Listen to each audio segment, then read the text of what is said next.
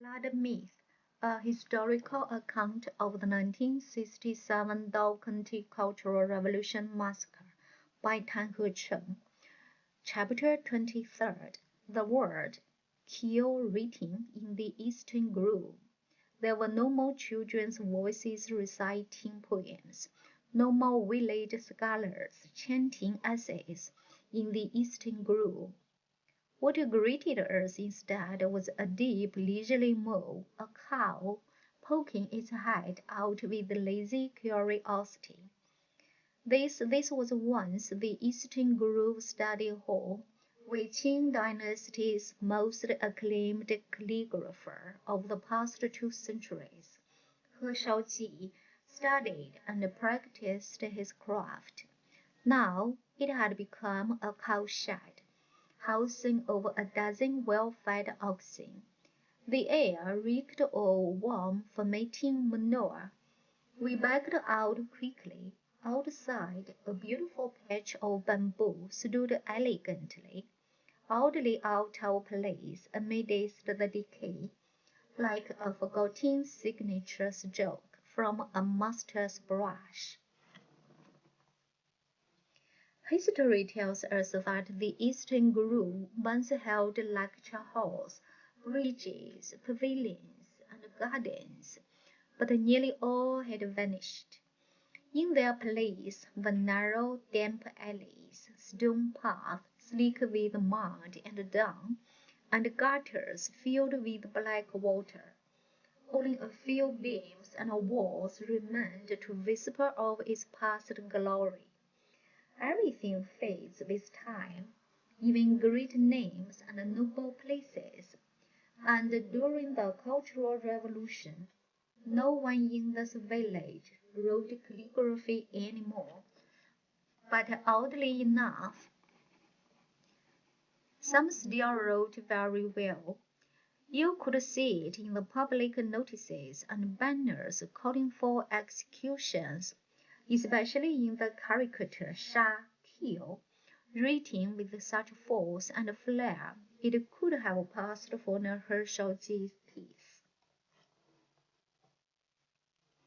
There was even a local joke. Herschel once wrote, "Sit down and sleep with a quiet heart. Knock and you won't be startled." During the Cultural Revolution, someone changed it to "Sit down and sleep with trouble on your mind. Knock and you will jump with fright."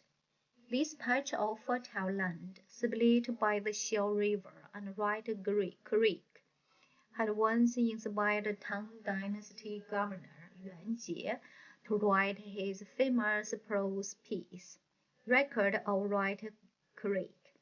But when we came here in 1986, the cynic's dreams were gone. The Xiao River remained, but Red Creek had become a shallow drainage ditch. During the Cultural Revolution, this area, close to the county seat, was a hotspot of bloody conflict between two rival factions, the Red Union and the Revolutionary Alliance. On August 17, 1967, Red Union leader Xiao Jiawang gathered trusted cadres from various brigades for a combat readiness meeting. The agenda mobilized militias, control class enemies, and take harsh measures against anyone rebellious, especially so-called traitors. If the peasants wanted to execute them, they had they had full authority. The peasants, after all, were now the supreme people's court. A week passed with no incidents, but on the evening of August 24th, violence struck. Two boats drifted silently into the Xiao River in the moonlight. Each carried two types of passengers, armed men and bound prisoners. At the river's center, the orders were given.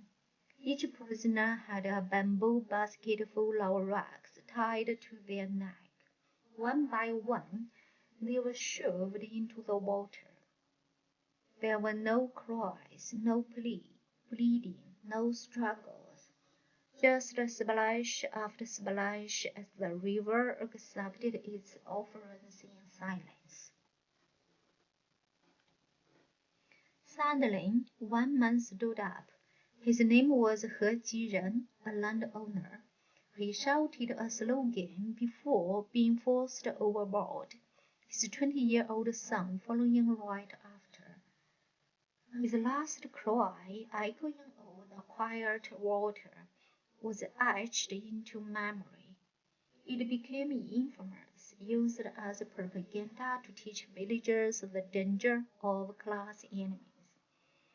But what exactly did He Jiren shout? Some said it was "Long live Chiang Kai-shek," a treasonous cry if true. Others who were present said it was something more human. What right do you have to kill us? You are nothing but bandits. Either way, He Jiren paid the ultimate price. Days later, his wife and 12-year-old son were taken to the same river, tied up and drowned. His entire family was wiped out. Some said he was a descendant of He Shaoji, but it didn't matter. In those days, even He Shaoji himself wouldn't have been spared. Rumors and lies were rampant. During interviews, one former teacher who had once been a commander in the Revolutionary Alliance told us bitterly, "Back then, the Red Union accused us of everything. They said we hung Chiang Kai-shek's portrait in our school, took orders from KMT spies, and that rural killings were revenge for the death of our class brothers. It was all lies, just an excuse to slaughter us if they had the chance. That wasn't just personal bias. We later found an official report confirming it. After August 8th, when the Revolutionary Alliance seized the weapons, the Red Union pulled back to rural strongholds and spread terrifying rumors that the rebels were planning uprisings and massacres, that they would kill party members, cadres, and even half the poor farmers. Some false counter-revolutionary plots were uncovered. None were real. The rumors gave justification for striking first, triggering mass killings across villages. The most chilling story we heard came from Wujia Mountain. In September 2, a militiaman spotted a strange young woman resting in a field. She did not look local, seemed nervous, and bore faint rope marks on her wrists. When questioned, she did not speak.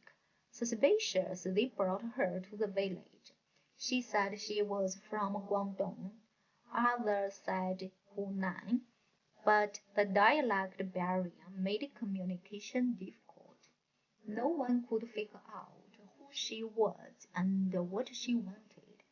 So she was sent to commune, but they did not want her either and sent her back. As night fell and they neared a pond, one man suggested they have a little fun before deciding what to do. The 4 militiamen raped her, then, fearing retribution, beat her to death with hoes and stones. They dumped her body in a tea field, covering her with barely a layer of soil. Days later, wild dogs dug up her remains and dragged them across the mountains. No one ever learned her name. She's remembered only in county records as "unnamed woman, approximately 30 years old, from outside the county. In total, Dongmen Commune killed 78 people during the Cultural Revolution. The only brigade that didn't kill anyone was Beiman, thanks to one party secretary who insisted they weren't ready to make such a decision. Even then, people died. One former nationalist official committed suicide after repeated struggle sessions. Another, the last nationalist county magistrate of Dao County, who had peacefully surrendered the county to the communists in 1949, also died by suicide after being publicly denounced. Despite his earlier contributions,